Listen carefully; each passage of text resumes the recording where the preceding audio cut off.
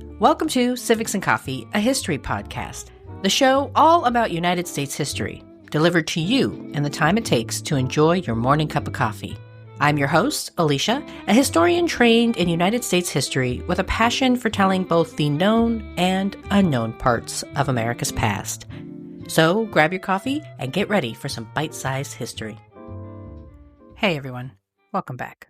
In the fall of 1873, thousands gathered in southern Oregon at Fort Klamath to stand and witness as the man viewed both as leader and aggressor made his way to the gallows, a 30-foot-long scaffold made of pine logs. Camp Poos, known to white settlers and Indian Bureau agents as Captain Jack, along with fellow Modoc members Saunchin John, Black Jim, and Boston Charlie, prepared for their death sentence. The men stood in front of the crowd convicted of war crimes due to the murder of peace commissioners just a few months prior, the culmination of a months-long war and a decade worth of mistreatment. The Modoc War was one of the most expensive military operations against the indigenous population launched by the United States government. After decades of broken treaties and stolen land, members of the Modoc tribe launched one final attempt to safeguard their community. The war captured national attention as newspapers from both coasts covered events in tabloid-like detail. Yet many today do not remember one of the last of the quote-unquote Indian Wars. So this week, I am diving into the Modoc War. When was it? What prompted it? And what is its legacy? Grab your cup of coffee, peeps. Let's do this. While the official starting date of the Modoc War is in November of 1872, tensions between the Modoc and the federal government had been building for over 20 years. The Modoc's original homeland spanned over 5,000 square miles, covering portions of what are now the states of California and Oregon. Starting from Mount Shasta in the south and Goose Lake to the east, with the Cascade Range to the north, the community had access to plenty of fresh water streams and rivers for fishing, and land to hunt. Members of the Modoc were also known as Moatoc, or Moatoc-e-Ush, which translates to Lake of the Extreme South, the tribal name for Tule Lake, which was part of their original homelands. The large tract of land spelled trouble for the Modoc once white settlers began to arrive en masse. Historian Brandon Lindsay argues the road to war began as early as 1851, when new white residents entered Northern California, setting up the town of Eureka on the western edge of Modoc land. Friction between the settlers, who were hungry for even more land, and the Modoc people quickly escalated, and in the fall of 1852, 30 Modoc were killed when Ben Wright, known as the quote-unquote Indian killer, entered Modoc territory under a white flag only to turn around and slaughter unsuspecting men, women, and children. Tensions and hostilities continued until 1864, when the United States government succeeded in convincing the Modoc to relocate to a reservation to the north. Per the terms of the agreement, the Modoc would relocate their community to live on the Klamath Reservation in Oregon, sharing roughly 2 million acres with their longtime enemies, the Klamath. In exchange, they would receive annual supplies for 15 years to help them get to a place of self-sufficiency and protection of their reservation land from further encroachment. While several members of various nations were present and signed on to the agreement, the United States failed to fulfill their side. The treaty sat in Congress for nearly 5 years, which meant no funding for supplies was authorized. Yet, despite the bureaucratic delays, the Modoc had already relocated to the Klamath region and were struggling to find enough food to meet their needs. The struggle over food was exacerbated by insufficient supplies. The winter of 1866 was particularly cold, and the Modoc found they did not have access to enough food and were in short supply of blankets to help keep them warm. Food supply grew so dire that the Modoc resorted to slaughtering their beloved horses for meat to feed their families. Several among the community began to sense that the United States government was quick to promise everything, but slow to deliver anything. Some within the tribe began to feel as if the federal government had broken their word, and that made the terms of the treaty void, while others felt that they needed to exercise patience and continue to follow the terms of the treaty. At an impasse, one frustrated Modoc leader, Camp Poos, the man known to Americans as Captain Jack, and the name I will use out of respect, since I am not sure of the proper pronunciation, moved some of his people back to a portion of their traditional homeland along the Lost River area. White settlers living in the area, of course, were angered over what they felt was an encroachment on their territory. Given their violent interactions in the past, there were some who were concerned that the Modoc might attack. Tensions grew so high that white settlers appealed to Indian Bureau agents, pleading with them to get involved and remove the Modoc once and for all. In the fall of 1869, Captain Jack led his group back to the Klamath Reservation, hoping to see the agreement finally honored. When the U.S. still failed to furnish supplies, several Modoc, again led by Captain Jack, moved back toward the Lost River areas in April 1870. Again, white settlers were angry, claiming that the Modoc were in violation of the treaty agreement. The Modoc community quickly became the scapegoat for whatever issues were plaguing the neighborhood. Everything from lost cattle to a bad crop seemed to somehow tie back to the Modoc. Things remained tense, though largely without much incident, until November 1872. That is when several highly influential families living in the area successfully convinced the Commissioner of Indian Affairs, F.A. Walker, to issue an order of removal for the Modoc. In his direction to the local commander, Walker wrote that they should remove the Modoc, quote, peaceably if you possibly can, but forcibly if you must, end quote. State Superintendent of the Indian Bureau, Thomas B. Ordinall, relayed the orders to another agent and member of an influential local family, Ivan Applegate. Applegate was to convince the Modoc leaders, among them Captain Jack, to meet with Ordinall in the town of Linkville to negotiate. Unsurprisingly, this offer was rebuffed, and the Modoc indicated they were not interested in meeting, negotiating, or moving back to the reservation. Believing that there was slim chance at further negotiations, Ordinall then ordered Applegate to carry out another order, arresting Captain Jack and anyone else who refused to relocate. As he was going out to the Modoc village, Applegate received a bit of advice from a local troop commander who was familiar with the Modoc people. Any movement against the Modoc, he warned, would require a significant commitment of troops, and the existing unit was not sufficient. Whether suffering from hubris or believing that once their leader was arrested, the rest of the community would fall in line, Applegate disregarded this advice, and it cost the United States and the Modoc dearly. Thus, on November 29, 1872, the first shots of the Modoc War rang out along the Lost River. Modoc men warned the rest of the community by firing a gun, awaking sleeping men and giving women and children enough time to seek safety by lying flat on the floor of their houses. As author Robert Aquinas McNally describes, Modoc homes were, quote, partly dug down into the soil and subsoil, end quote. This design, McNally writes, quote, afforded protection against rifle fire. The small force of military men were not the only ones taking up arms against the Modoc. Several white settlers joined in, hoping to finally convince their unwanted neighbors that there was nothing but violence waiting for them at Lost River. One man, George Small, even shot a 6-year-old child before turning his gun on a mother and her infant, whose body was torn in half. In Modoc culture, murdering women and children was strictly forbidden. It was a complete violation of their war rules, and thus, when they learned what Small had done, they sought revenge. Members of the Modoc killed several men, but left women and children unharmed, apparently telling one woman, quote, Modoc doesn't kill women, white people do.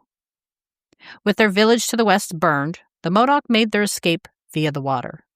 Loading into small canoes, tribal members navigated down the Lost River, which was connected to Tule Lake, and headed southwest toward the lava beds, which was a traditional place of refuge. Their successful escape meant the first battle was over, and the Modoc had won a decisive victory. Losing only a single man, the Modoc had managed to take down about a dozen settlers and 2 soldiers, wounding 6 others. Yet their victory came at a price. No longer able to live along the Lost River, members of the Modoc had to take refuge in the lava beds, a key element in their defense against the U.S. military, who was completely unprepared for the rugged, rocky terrain that surrounded the area. The Modoc utilized the landscape to their advantage, using the deep cracks in the ground as trenches and fissures as outposts. The lava beds were also part of the Modoc origin story. It was where they believed the Earth began. But not all was well. When the men who murdered the white settlers made it to the lava beds and shared what they had done, Captain Jack almost surely knew that the revenge killings, though seen as justified within the Modoc culture, would not go unnoticed or unpunished. As author Robert Aquinas McNally writes, Captain Jack likely felt that, quote, the whites would see the killings as atrocities, demanding the extermination of every Modoc, end quote. His instincts proved correct. Oregon Governor Lafayette Grover blasted the Modoc as, quote, a band of robbers and murderers, and referred to members of the tribe as, quote, the most treacherous and bloodthirsty savages west of the Rocky Mountains, end quote. The war against the Modoc received national attention as newspapers from across the country reported on the conflict, and their coverage was almost always one-sided. Writing about the historical memory of the war, historian Boyd Cothran highlighted how contemporary papers, quote, combined arguments of indigenous savagery and criminality in their reporting to transform the Modoc War into a spectacle of racial violence that suffused the conflict with a narrative of American innocence, end quote. The prolonged conflict even drew the attention of Edward Fox, a reporter working with the New York Herald, who gained entry into the coveted lava beds to interview members of the tribe, much to the consternation of military officials. The two sides collided once again on January 17, 1873, at the Battle of the Stronghold. Again, the U.S. military was outmatched by the Modoc, not by numbers, but by home field advantage. Modoc warriors were outnumbered 4-1 and knew the only way they had even the slightest chance at victory was to maximize any and all opportunities to the fullest. Thus, when the military deserted the field of battle and left their guns and ammunition behind, Modoc women picked the area clean, restocking the Modoc supplies. Going into the conflict, there were assumptions by those in authority that any battle with the Modoc would be brief, as no indigenous community was strong enough to successfully combat the armed forces.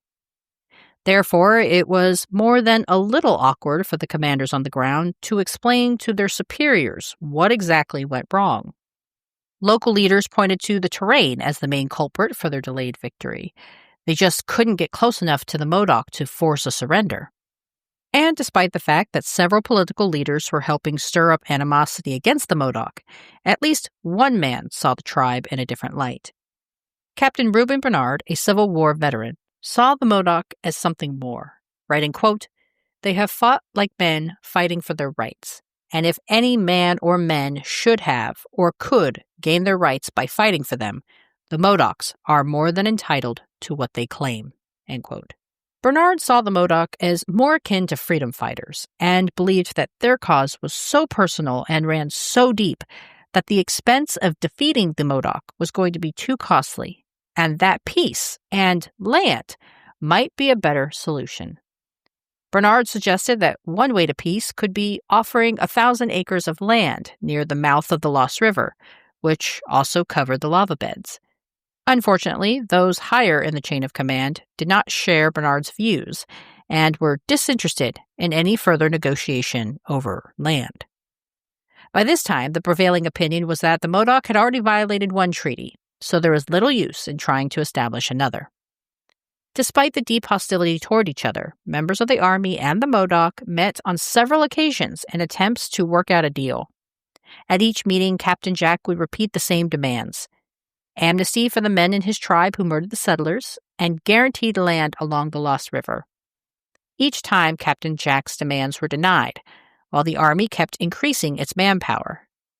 Stuck at an impasse, talks broke down and the two sides were again locked in a war of attrition. With the thirst for blood running high, President Grant decided he wanted to try once more to end the hostilities through diplomacy. He authorized a peace commission and appointed A.B. Meacham to lead the charge. The commission included 2 other men, both friendly or aligned with Meacham, who served as the chair. Their duties were twofold: determine the cause behind the Modoc hostilities and figure out the best way to end the fighting and restore the peace. To aid these efforts, Grant also ordered the military in the area to stand down and serve at a protective capacity only. The Modoc were split over whether to attempt to negotiate with the United States again. No doubt exhausted from the numerous failed negotiations already had, some members were of the opinion that the federal government had demonstrated they were untrustworthy and any further talks were useless. Others were concerned about what would happen to the men who, in the tribe's eyes, had committed a justifiable killing. And of course, there was concern about where the Modoc would live, as they had no desire to live in Klamath and had thus far been rebuffed in their proposal to move back to their traditional homelands. Yet, they could also see clearly that the United States Army was only increasing its presence around the lava beds. Sure, the Modoc had successfully defended their position for several months now, but they had limited access to food and water and knew that they would eventually have to leave the safety of the caves and that when they did, they would be heavily outmatched. Thus, using a Modoc woman named Winema as an intermediary, the parties agreed to a meeting in mid-April. But there was a problem. As Winema was traveling in her capacity as the intermediary, she learned of a plot to kill the commissioners.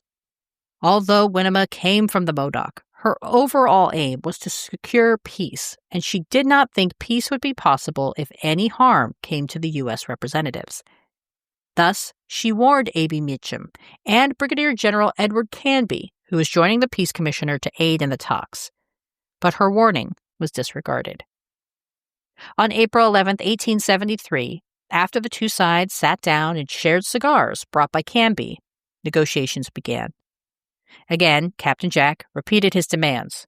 Quote, "Take away the soldiers and the war will stop. Give me a home on Lost River. I can take care of my people. I do not ask anybody to help me. We can make a living for ourselves. Let us have the same chance other men have." In response, Meacham explained that due to the killing, the Modoc were not welcome and could never return to the Lost River area. Captain Jack returned with another offer, asking for the land around the lava beds, making the point to Meacham that that land was not attractive to settlers.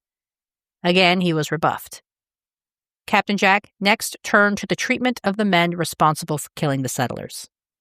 When learning the men were going to be put on trial, the Modoc leader asked whether the white men who killed Modoc women and children would be turned over. Again, Meacham said no, telling Captain Jack, quote, "Modoc law is dead. The white man's law rules the country now. Only one law lives at a time." And despite the fact that Canby had the authorization to grant land redistribution, he remained firm in his statement that the Modoc needed to trust the government and surrender as prisoners of war first. Finding that the negotiations were proving fruitless, Captain Jack next pulled out a revolver and fired. Reported as the Good Friday killings, the Modoc killed Canby, a Methodist minister who was in attendance, and severely injured A.B. Meacham. The Modoc's decision to attack lost them any inkling of sympathy they might have earned from the general public. After the failed meeting devolved into violence, the New York Times wrote, quote, "Public opinion is almost unanimous against the peace policy, owing to these recent occurrences, and the majority believes in exterminating the outlaws." End quote. The Modoc were in desperate need of food and water, and thus, despite the grave risk it meant to their safety, left the lava tubes in the cover of darkness. The Modoc and the U.S. Army engaged in a few more battles, including the first loss for the Modoc on May 10th, before Captain Jack turned himself in on June 1st, 1873. The men who killed the peace commissioners were tried and convicted for war crimes, and on October 3rd, 1873, settlers and Modoc gathered to witness the execution of Captain Jack and his accomplices. The executioner then sent the severed heads and bodies to the Army Medical Museum, a frequent practice of the time. Less than 2 weeks after the execution, the remaining Modoc were removed from the area as prisoners of war, forced to resettle in Oklahoma. A war lasting 6 months that put the force of the United States Army, which swelled to roughly 1,000 troops at its height, against the small but mighty Modoc, who some scholars estimate had less than 60 fighters, was one in a string of conflicts between the U.S. and indigenous nations in the 1870s. Weakened by disease and ongoing conflict, indigenous nations nevertheless continued to push for autonomy and demand that the federal government honor its many treaties that protected their homelands. By the end of the next decade, however, many indigenous communities were stripped of their homelands and were facing increasing pressure to assimilate to the American way of life. Thanks, peeps. I'll see you next week. Thanks for sitting down with me as I explored this chapter of American history. If you liked what you heard, be sure to subscribe and share with your friends. I look forward to our next cup of coffee together.